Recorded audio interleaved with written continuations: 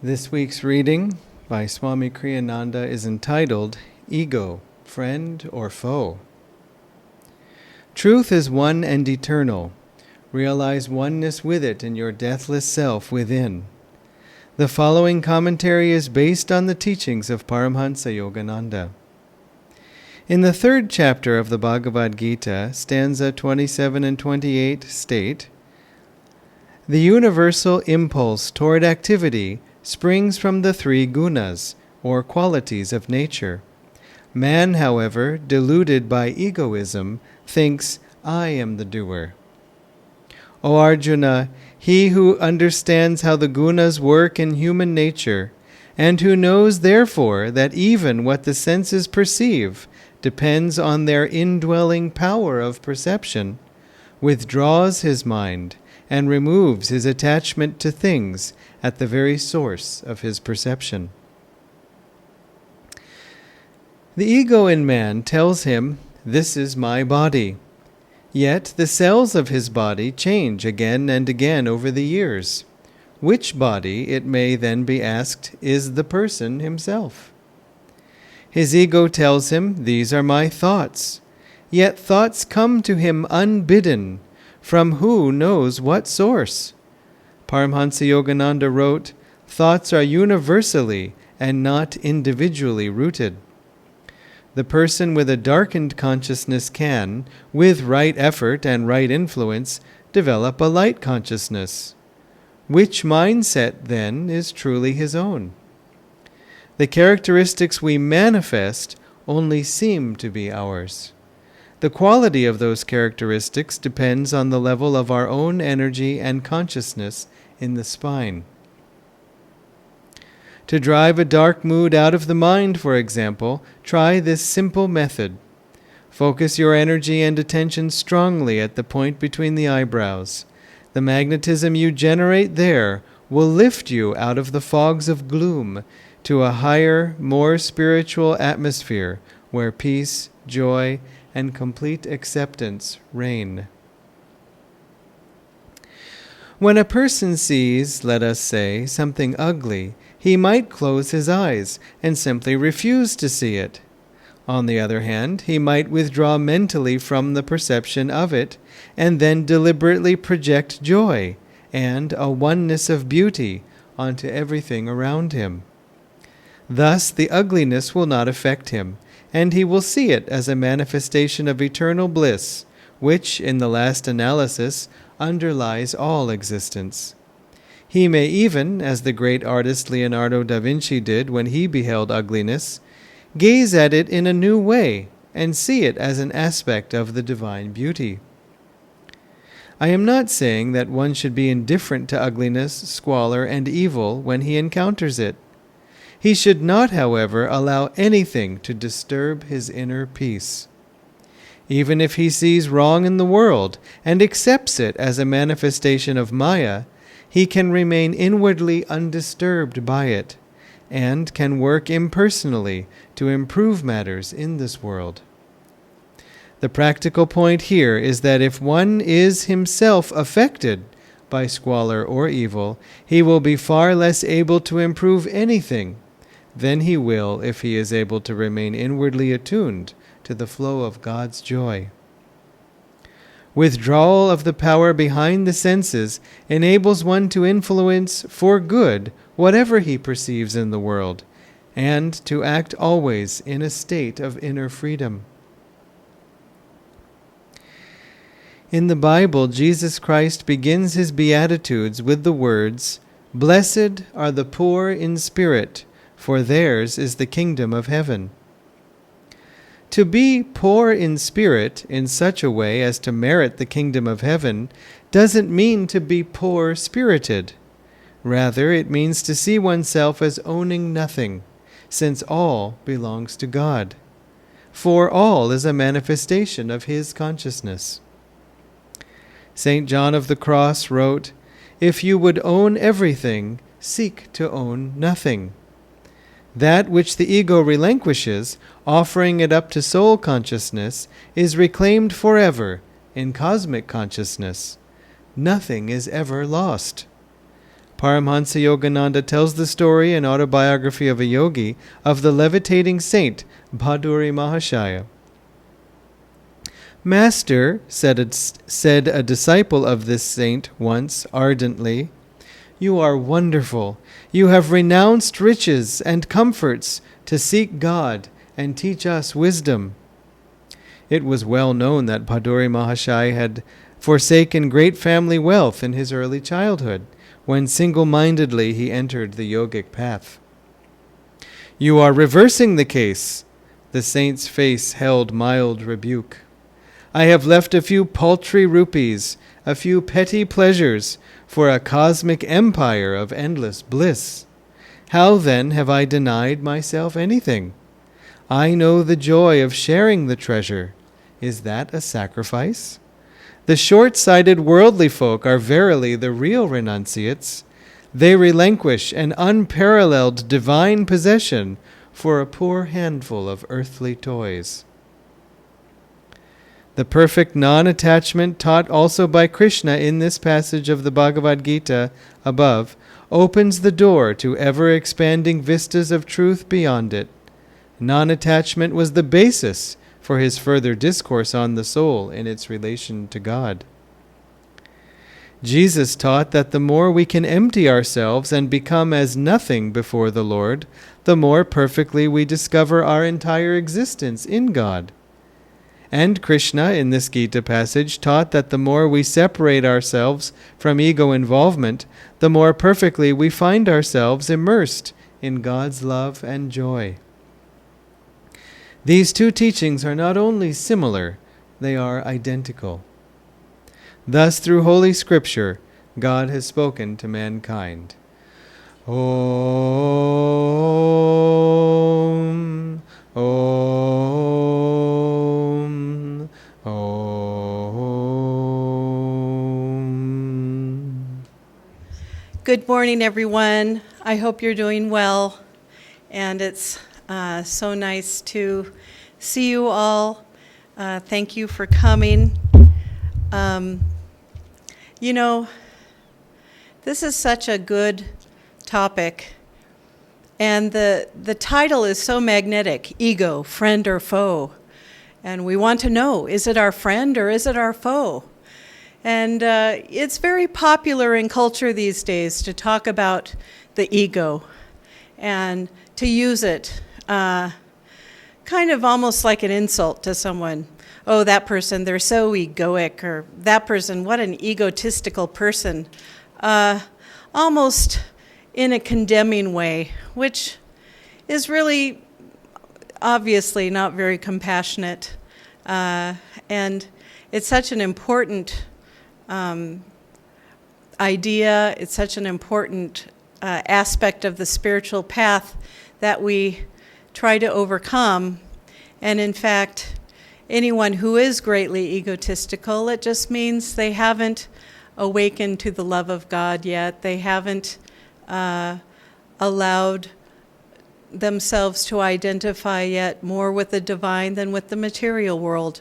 That's just basically how it is. The ego is that part of us which keeps us separate from the divine. And the stronger the ego is, if we want to put it that way, the farther away we are from that connection. And it's that part that God created to give us the free will to choose God, rather than the way humankind evolved. In the scriptures, they say at first humans did not have that ego, that separate sense, and God created humans, and humans just immediately merged back into the divine because they knew that's where they wanted to be. But the ego doesn't see that so clearly. The ego wants to be happy, but it doesn't quite see that the true way of happiness is through God. Instead, the ego likes to assert itself and say, I am the doer, I'm the one who did it. I love in this, the Gita scripture that Swamiji wrote, it's Master's words that Swamiji wrote, but just how the ego says, I own it all, I claim everything, and yet the cells of the body change every moment. So who are we really? And Master said thoughts are rooted in the divine. They don't come from us. They come from the divine. They're already in the ether. And so whose ideas were that? How can the ego claim any of it when it actually is from the divine? It's just the ego is so separate, it doesn't realize that everything is coming from the divine in that way.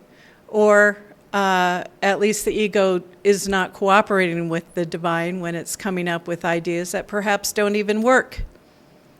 And so, we begin, before the path, we may have had the experience of having a very strong ego, where we were in the world and we became successful and had everything we wanted, the car, the house, the success. We may identify ourselves. I'm a business person. I'm an engineer. I'm a chef. I'm an excellent mother. I'm an excellent father. Just I basically.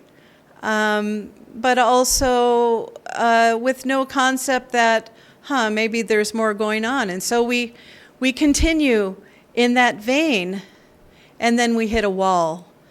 Those of us who are at least destined to join the spiritual path hit a wall that creates suffering. We suddenly realize we are suffering. We've been pursuing life, perhaps to its fullest and most material as possible, thinking that's what's going to make us happy. I remember when I was in my early 20s and an engineer, the term back then was yuppie. Young, upwardly mobile, something, professional. And so we were all yuppies of the 80s who were, going to be making lots and lots of money. And,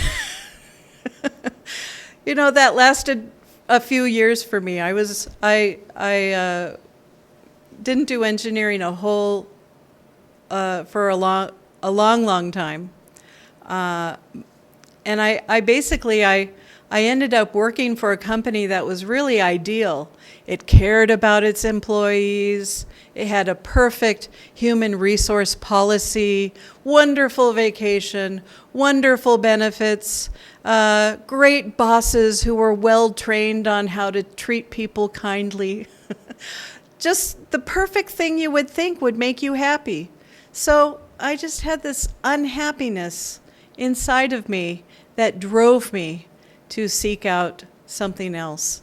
And in fact, that it was at that time when I found the autobiography of a yogi. And so that yuppie kind of had to just get tossed to the wind after I read Autobiography of a Yogi and then found Ananda. And so we have that stage, some of us have that stage. Maybe others are much more spiritually inclined earlier. But still, even if we're spiritually inclined, it's still hard to transition to I did this and I did that and I'm doing this and I'm doing that. And two, everything comes from God. God is the doer in everything. How do we go from, I'm successful, I've done this, I'm doing that. We can sure maybe theoretically say, I know it comes from God. God is the doer. I know that.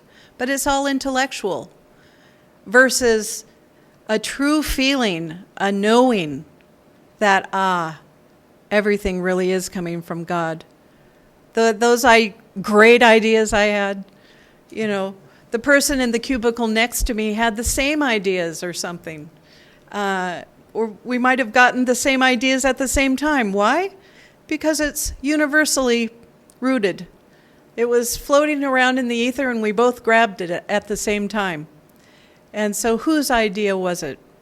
The ego wants to say, that's mine.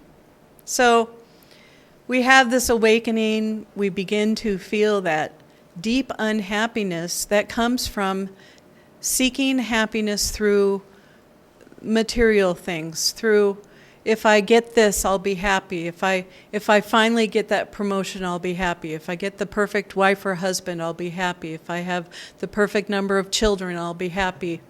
Whatever it is, I will be happy if I have those things. And it may be those things kind of end or don't turn out the way we want, and that can cause disappointment. But really, it's the fulfillment often of those desires that leads to unhappiness, because there's something missing. There's something missing. So while we're pursuing and succeeding, for a while the ego is our friend, because it's saying, yay, I'm happy, and this is happening and that's happening. But then after a while, the soul feels sad. The inner part of us is not happy, and the ego is saying, well, what's going on here? I don't understand. So then perhaps we read Autobiography of a Yogi, and suddenly our life turns around and we say, wait a minute, it's God I'm missing, it's spirituality I'm missing. And when we are we begin to then meditate. We begin to learn the teachings, to read the books, to come together as in spiritual community for satsangs and classes and things like that. And suddenly the soul begins to feel more fulfilled. And the ego is happy then too. I'm happy. I have found what I've always wanted. I have found the classes I want to go to. I have found Kriya Yoga. I'm so happy. And the ego then is the friend also. But then we've learned meditation. We're part of a spiritual community. And suddenly we say, why aren't I meditating better? Why aren't I getting where I want to be in meditation? I'm doing everything right. I deserve to have more in my I'm following all the rules. I'm doing everything I can. And then we kind of materialize it a little bit more. We start looking around because we're a little unhappy, and we go, well, I'm better than that person. They don't do that great. And we may even go up to them and say, hi, how are you? Nice to meet you. I meditate 3 hours. How long do you meditate? I was shocked when I heard that has happened. And that only comes from unhappiness. When we suddenly want to compare and compete with others on the spiritual path, it's a joke, really. It's not helpful at all.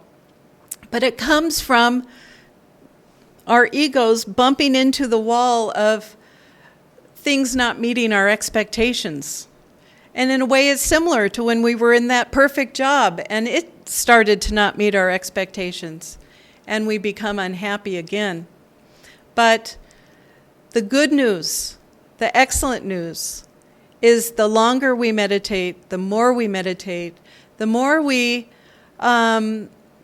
the ego loses its hold on us. Master said this. He said meditation will allow the ego to loosen its grip on us naturally. We don't have to force the ego to loosen its grip in this case. It will just naturally begin to lose its grip. Now, there's lots of things to do to help reduce the ego on the spiritual path. Swamiji wrote a beautiful book. What's the renunciate book? Yeah. Yeah, a renunciate order for the new age. You can get it through Ananda Publications. It really, though it is talking about the renunciate order that many people at Ananda belong to, people don't have to belong to Ananda to be a part of it. That's where the Nayaswami comes from. And so that book goes into ways to get rid of the ego, and just wonderful ways in how to help us to just identify to ourselves less and less. And so we develop a taste for more and more spiritual things. We develop a taste of perhaps helping others. And as we develop that taste and see the happiness and joy in others when we help and don't think of ourselves, suddenly the ego gets a little happy also. Starts cooperating a little bit more. Okay, I'll let us meditate, because look, there's all this bliss and joy coming through meditation now. Okay, that sounds great. And wow, it feels really nice to help another person. Maybe it's at work, maybe it's at home. What about also, sometimes there's a buffet, I've noticed, and people will go by everybody else and just cut in line. And what about all the other people? One way to not assert the ego is to stand in line and humbly receive your food after those that are in front. Another way, a fine devotee recently talked about how meditation has changed his life. He said he was with his family, who obviously love and adore him, and they said, you no longer interrupt us all the time. You don't feel like you have to be the one talking all the time. We can talk too. And it's so sweet because they love him enough to let him know, and he was humble enough to acknowledge that is a change in him, and he's happy to have that change. I thought that was a beautiful story. And that is a way we might not listen well to others. One of the suggestions in the Renunciate Order book, Swamiji said, is when others are speaking, don't think about what you want to say, and have a dialogue between two people that's more like two different monologues. I say what I say, you say what you say, and we don't listen. But instead listen to the other person and then respond. Don't just think up what you want to say. Respond to what the other person has said. So there's a huge list that Swamiji has written that's very, very helpful. But ultimately, when you think about it, what really changes us, and all these other things do change us, is when we grow that love for the divine.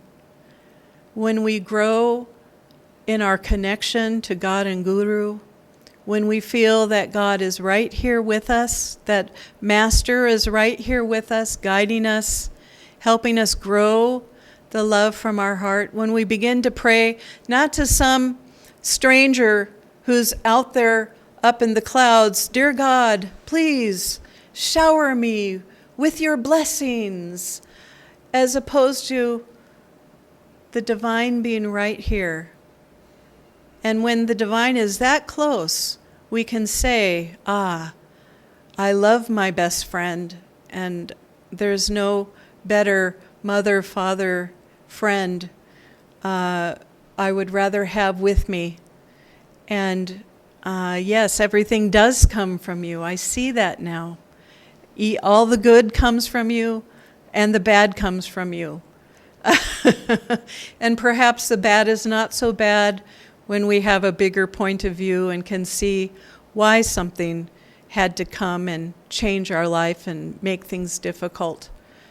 And so we need to grow that love. We want to love our Guru with all of our hearts. And that brings us closer and closer to the divine. And what happens to the ego? It becomes more and more translucent. There's also the part, Master says, destroy the ego.